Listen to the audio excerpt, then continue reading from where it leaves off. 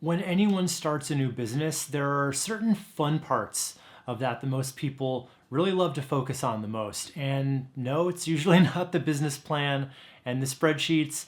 Maybe it is for you. I certainly know people like that. But for most new business owners, it's the designing the logo part, coming up with the perfect business name, and of course, the website, which I love. I love that most people truly light up when it comes to getting that website designed and launched. It's kind of my thing too, but there is a dark side to getting too wrapped up in your website, or I guess I should say getting too wrapped up in the less important part of the website, which is this really big myth that says my website needs to be really creative, right? It needs to look a certain way and really just be this shining beacon on a hill that nobody's ever seen before.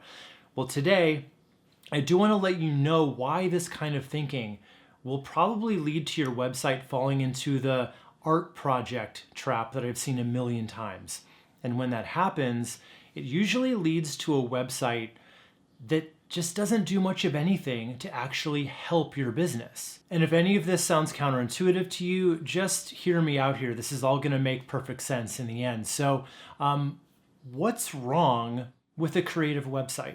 Honestly, nothing on the face of it. Nothing's wrong with a creative website, but I can tell you from over a decade of experience designing websites for small business clients that this was the big request over and over again, right? They all said they wanted something creative and different. Guess what they didn't ever say? That they wanted something persuasive and had a strategy in place to overcome objections and build their email list at the same time and encourage people to actually book time on their calendar. Nope. They wanted an art project that they could just look at and feel all those warm, fuzzy feelings about. Now, don't get me wrong, they wanted results too, but they just thought that having the best looking, most interesting website was the thing that would make them more attractive to their prospects. And to be fair, it definitely helps, right? Having a nice looking, polished, pro-level website will make your business look more legit and more trustworthy.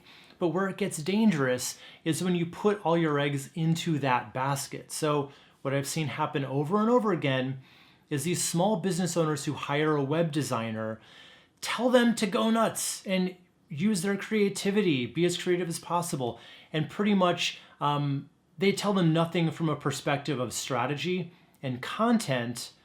None of that ever really gets discussed. I remember one thing that would come up over and over again would be feedback along the lines of, this looks like other websites I've seen, or it's just not different enough. But the truth is, there's a reason why so many websites have a very familiar structure and format. It's because it's become a bit of a shorthand at this point, and people understand how these websites work, right? Trust me, you don't want to start messing with the format at the expense of making it a confusing experience. Because remember, if they have to work at it, they're probably just going to give up. So will a different, creatively designed website make more people stick around and want to work with you? Not really. What will turn them into customers and clients, though, is the content. So am I saying the design doesn't matter? That it's okay for your website to be unprofessional looking? Not at all. It does need to look nice and clean and modern. And the images you choose, the colors, the fonts, all of that's going to add up to a site that's unique to your business. And as long as it serves the content well, that's really all it takes. So don't treat the content as the afterthought behind the design. I remember when I used to work with clients, it would be a lot of either just taking the content they already had on their website and then redesigning around it. And that content wasn't super well thought out to begin with, or they would just get their ideas by looking at what their competitors had. And guess what? That wasn't strategized either. Or worst of all, they would just say design something, anything, and we'll write something, and you can just slot it into your design later. So the focus was just all over the place and completely missed the mark most of the time. So what should you be focusing on and possibly spending your money on when it comes to your website? Well, the copy, right, the written text on your site is key to moving your casual site visitors into warm leads and paying customers or clients. So I'd always start there. And yes, I would rather see you spend some money on a good sales copywriter than on a web designer.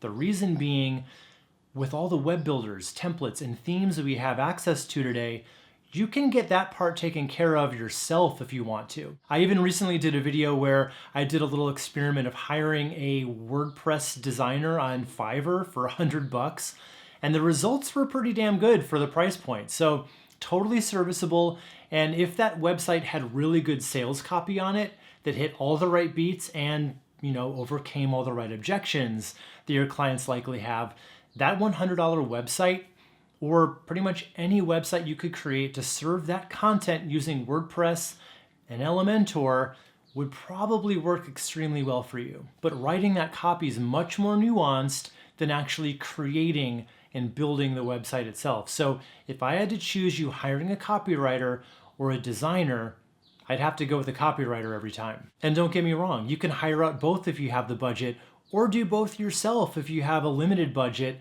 and the right strategy in place. So my big point here is to just focus the most on the stuff that matters the most to the success of your business.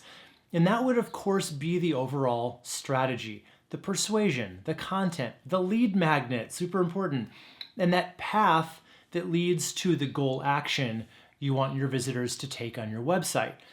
Because your website is not an art project. It's not there for you to frame and mount above your fireplace and admire it, right? It's a tool that can get you more business if you let it. And at the end of the day, when you treat your website like a client generation tool, that website's never going to be an expense, right? That's an investment at that point, even if you pay thousands of dollars to create it, because it should be done right at that point to bring in way more business than you'd get without it. So whether you plan on doing it yourself or hiring it out or any combination of the two, I want to help you get a handle on the strategy, the website blueprint that works better than anything else for just about any service-based business. So just click right here to sign up for my free masterclass, the Wildly Profitable One Weekend Website Blueprint, and I'll get you on the right track so you can carry it out in-house, or at least have a really good plan to, give to your designer so they can knock it out of the park for you. So